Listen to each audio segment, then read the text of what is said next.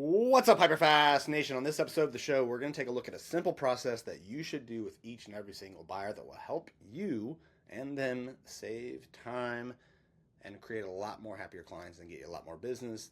Stand by for the next episode of the HyperFast Show.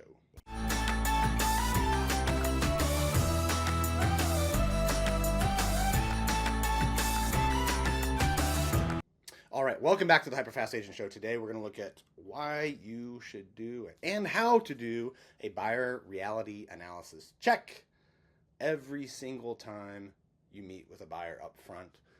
And it's something you should do before you go and show them houses, right? So what is a buyer reality check analysis?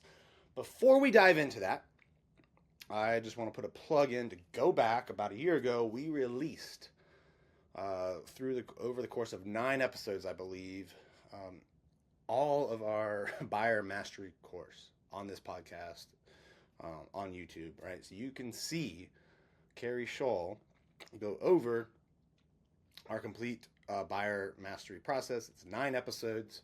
Go back a year, find it on iTunes and listen to it or watch it on YouTube, however you want to take it in. It's the process that Carrie and our team has used to help close like thousands and thousands of buyers. And the reality check analysis is an important part of that, but all the other parts of it, obviously, super critical too. So you don't have to buy the course. You can just get all 9 parts on YouTube or iTunes. So reality check analysis. What is it? Well, it is the process that helps you avoid,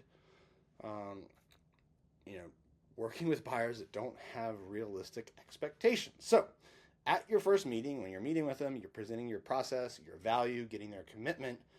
The first step you need to do is tell them you're going to do a reality check analysis. You're going to look at their criteria and show them live if what they're looking for exists, right? So what criteria do you need? Obviously, you need the price, you need the location, and then you need like the size, type of the home, features, right? We kind of bin that all that last stuff into one category, right? So price, location, features, which includes housing type, size, etc., right? So get their criteria.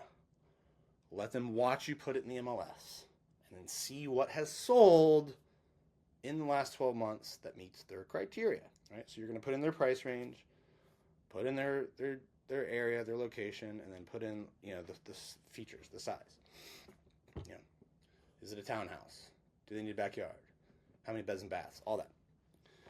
Okay, now here's the good news. You're letting the market show them what is realistic, right? Instead of you, right? This is a data-driven process. You're letting the market be the bad guy if what they're looking for does not exist. So if they're, looking for 5 bedrooms, backyard, lots of space, under $500,000 in the middle of like a densely populated city,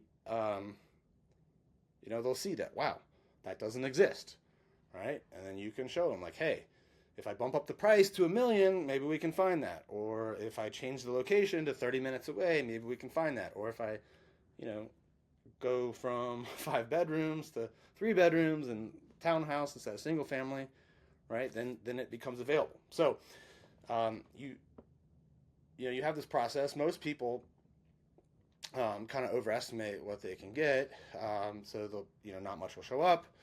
And if that's the case, then you just ask them like, hey, which criteria would you be most comfortable adjusting? Price, location, or size / features. On the other hand, maybe 30 homes come up that fit their criteria. Well, that's going to dictate, how your search can be, right? If 30 homes in the last 12 months came up, that on average, there's 2 to 3 homes a month that'll meet their criteria, right? They've got more wiggle room than, let's say, they run the search and 6 things comes up. Well, then like, hey, we might only get, if we miss out on this one, it might be 2 months before we see the next one. So we might have to be less flexible on, some of our desires. So this really, if you run this search up front, you're either going to see like there's a ton of it, right?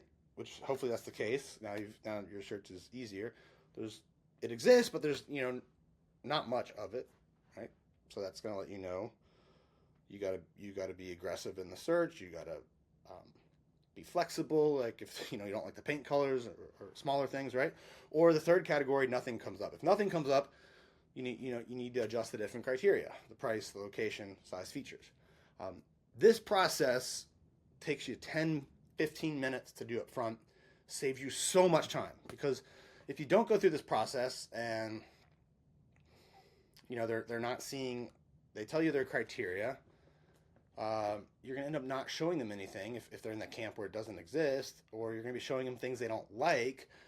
Either scenario is not good, right? They either think you're not listening if you're showing them things they like, or if nothing's popping up, they just think you're not doing anything for them. So, doing this process up front will help them see market data that will help them adjust if they need to. Right? And you're just communicating up front. You're using the data to show them what exists, what doesn't. And if they need to make adjustments up front, you have that kind of hard but necessary conversation up front. And then you're going to be more successful in the search. You're going to waste less time. So the time it takes you to close deals will shrink. Your repeat and referral customers will go up. So it's just, all in all, going through this process, it may seem, if you haven't done it before, it may seem like, why do I need to do that? It's worth it, right? It's worth putting yourself in their shoes and showing them what the market says about what they want, because it's going to shorten the time it takes you to help them get in a home and increase your future business.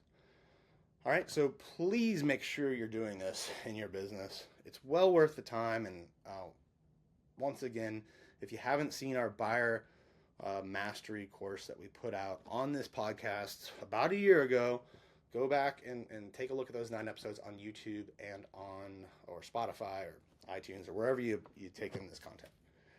For those of you that want access to even more training that Carrie and I provide, we have a way for you to do that for absolutely free at eXp Realty, right? Not only will we give you the training and support to sell more homes, but we'll help you, navigate to a platform that's going to allow you to keep more commission, build stock and equity in the company, and build passive income through revenue share. We are some of the top sponsoring agents, top selling agents in the company.